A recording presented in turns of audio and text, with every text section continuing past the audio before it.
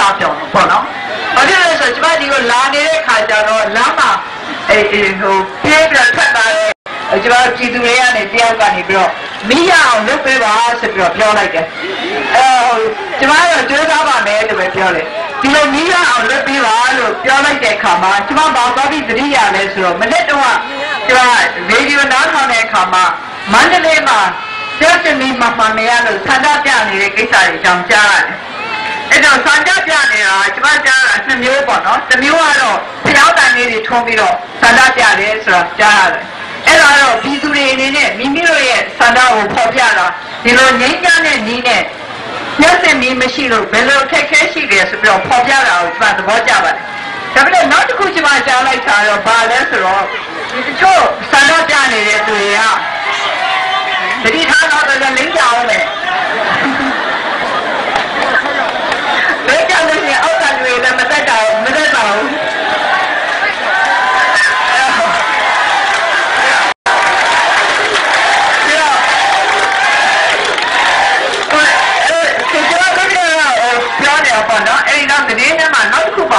ဆိုတချို့ကြတော့ဒီလို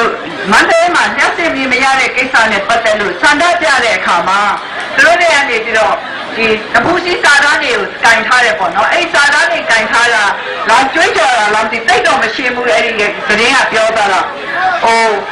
မင်းတို့ညှက်စစ်ပြီးတော့အရင်ပေးပါတဲ့ဒီမိုကရေစီကိုနောက်မှပေးပါလို့ပြောတယ်အဲ့ဒါတော့ကျွန်မကတိတ်ပြီးတော့စိတ်ထဲမှာဘဝင်မကြောက်ဘူးဒီကိစ္စကိုကျွန်မကအားလုံးကိုတေးသေးချာချာစဉ်းစားနေခြင်းနဲ့ကျမတို့နိုင်ငံမှာရက်စက်ကြီးမှန်မရတော့ဘာကြောင့်လဲဆိုတဲ့အကြောင်းရင်းကိုစဉ်းစားကြည့်တယ်နော်ဘယ်လိုလဲဖြစ်ဖြစ်ကျမတို့နိုင်ငံမှာဘာပြဿနာပဲဖြစ်ဖြစ်ဘယ်လိုအခြေအနေပဲဖြစ်ဖြစ်ပြည်သူတွေဟာဒီလိုအခြေအနေဘာဖြစ်လို့ဖြစ်နေလဲဆိုတာကိုလေးလေးနက်နက်စဉ်းစား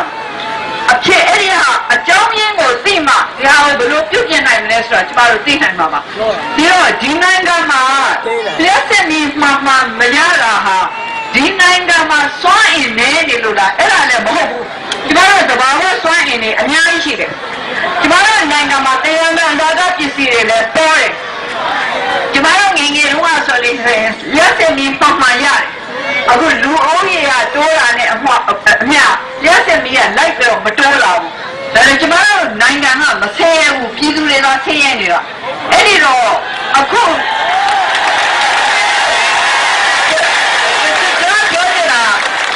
နိုင်ငံမှာလက်စမီမှမရတာဟာ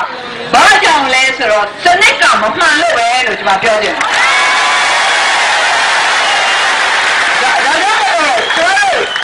လက်စမီရဖို့ပဲဖြစ်ဖြစ်ရေရဖို့ပဲဖြစ်ဖြစ်အင်မတန်အရေးကြီးတဲ့အလုပ်ရဖို့ပဲဖြစ်ဖြစ်တကယ်ပြင်ဆင်ရမှာစနစ်ဖြစ်တယ်ဆိုတာတော့ကျွန်မရဲ့ယုံကြည်ချက်ဖြစ်ပါတယ်ဒါကြောင့်ကျွန်မနိုင်ငံရေးလုပ်တယ်ဆိုတာတချို့ကတော့အများကြိုက်လိုက်ပြောတာပေါ့နော်အခုကျွန်မကဒီလိုပြောလို့မန္တလေးကနေပြီးတော့တတိရှိနဲ့မျက်စိမြင်ရရှိရေးအတွက်ဆန္ဒပြခဲ့တဲ့ပြည်သူတွေတချို့ကတော့မကျေမနပ်ဖြစ်ကောင်းဖြစ်ပါလိမ့်မယ်။ဘာဖြစ်လို့လဲဆိုတော့ကျွန်မကဒီလိုမျက်စိမြင်အရင်ဒီမိုကရေစီနောက်ဆိုတာကိုသဘောမတူဘူးလို့ပြောတဲ့အခါကျတော့တချို့ကတော့ဒါကိုဒီနာချင်မှကျင်းနိုင်မယ်။ဒါပေမဲ့ကျွန်မရဲ့အမြင်မှာတော့ကျွန်မတို့ဟာမှန်ကန်ကန်ပြည်သူကိုကိုယ့်ရဲ့အမြင်ကိုတင်ပြဖို့တာဝန်ရှိတယ်လို့ကျွန်မယုံကြည်ပါတယ်။ဒီတော့ရက်စင်မီမှမရတာစနစ်ကြောင့်ဖြစ်တယ်ဒီစနစ်ကိုပြင်းမှဒီရက်စင်မီကိစ္စကိုလည်းကျမတို့ကင်တွယ်နိုင်မှာဒါကြောင့်မလို့ဒီမိုကရေစီနောက်မှဆိုတာမဖြစ်နိုင်ဘူးဒီမိုကရေစီရဖို့ဟာတခါရဲ့ကြိုင်နဲ့ရက်စင်မူရက်စင်မီရဖို့ရေရဖို့အတွက်အလုတ်ကန်ရဖို့အတွက်ဆိုတာနဲ့တူတူပဲလုတ်သွားမယ်လို့ကျမယုံကြည်ပါတယ်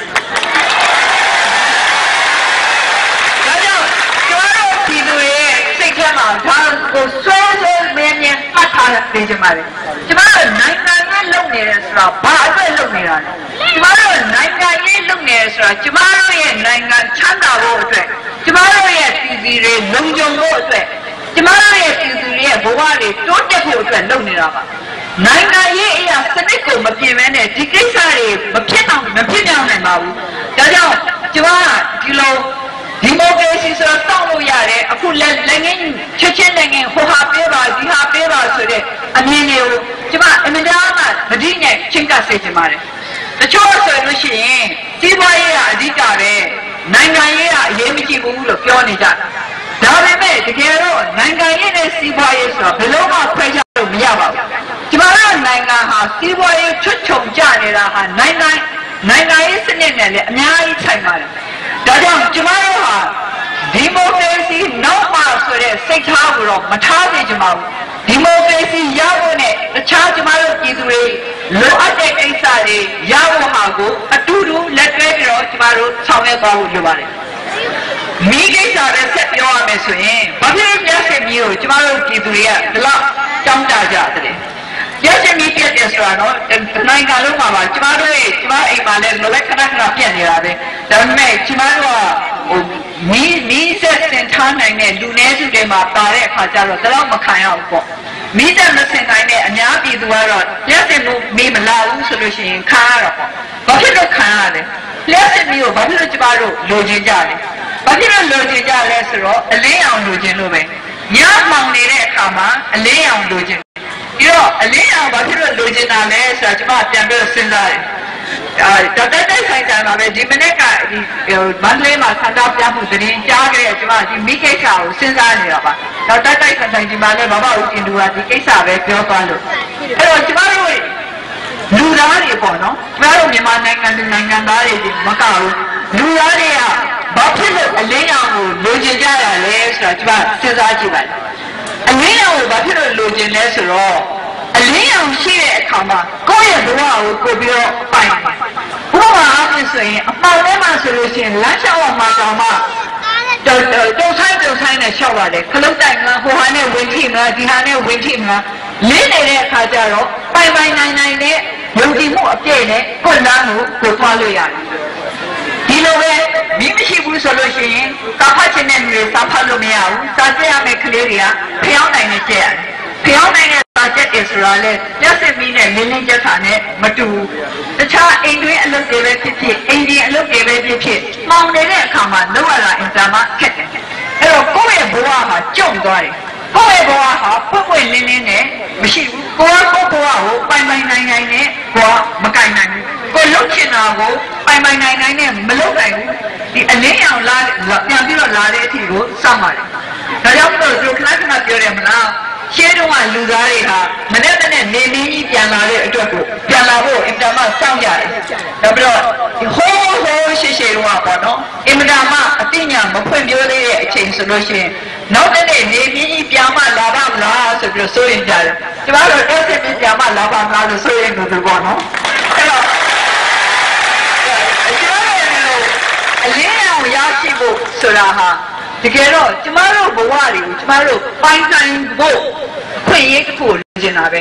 ရေရရှိရေးဆိုတာလည်းဒီလိုပဲကိုရေရမှာမရမလားမသိလို့ရှိရင်စိတ်ပူနေရတယ်ရေကဘယ်တော့လာမှလဲအဲ့ဒီအခါမှာသွားပြီးတော့ခံရမှာလားအဲ့ဒီအခါမှာတန်းစီပြီးတော့တချို့နေရာတွေမှာဆိုလို့ရှိရင်အရာသေးအပုံပိုင်းမှာတန်းစီပြီးတော့ဘုံလေးတွေနဲ့ရေခံရတယ်ရေကဘယ်တော့လာမယ်မသိအဲ့တော့ကိုယ့်ဘဝကိုမပိုင်ဘူးပေါ့လူတိုင်းဟာကိုယ့်ဘဝကိုပိုင်နေကြတယ်ကိုယ့်ဘဝကိုလိုချင်တဲ့ပုံစံကိုသွင်းနေကြတယ်ဒါဟာသဘာဝကျပါတယ်ပြီးတော့အစိုးရလုပ်တဲ့လူတွေရဲ့တာဝန်ဟာဘာလဲဆိုတော့ပြည်သူလူထုအားလုံးဟာတတ်နိုင်သမျှမိမိတို့ဘဝတွေမိမိတို့ပိုင်ဆိုင်နိုင်အောင်လို့အစိုးရများကအဲ့ဒီလိုအခြေအနေတွေကိုဖန်တီးပေးရမယ်အလုပ်ကိုင်ရရှိအောင်လုပ်ပေးရမယ်ရေရအောင်လုပ်ပေးရမယ်မီးရအောင်လုပ်ပေးရမယ်လမ်းပန်းချက်တရေကောင်းအောင်လုပ်ပေးရမယ်ဒီဘဝရေးဖွံ့ဖြိုးနိုင်တဲ့အခြေအနေတွေဖန်တီးပေးရမယ်ဒါဟာအစိုးရလုပ်တဲ့သူတွေရဲ့တာဝန်ပဲဒီတာဝန်နဲ့မယူကျင်လို့ရှိရင်အစိုးရမလုပ်ဖို့ပဲရှိတယ်လို့ပြောတာ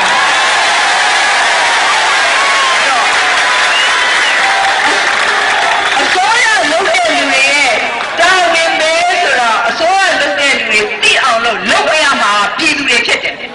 ဒါဟာခင်ဗျားတို့ရဲ့တာဝန်ဖြစ်တယ်ဆိုတော့ရှင်းလင်းမြင်အောင်လုပ်ပေးရမှာပြည်သူတွေဖြစ်တယ်အဲ့တော့ကျမတို့ကဒီမိုကရေစီတောင်းနေဆိုတော့ဒါဝဲထောက်ပြနေတာပဲ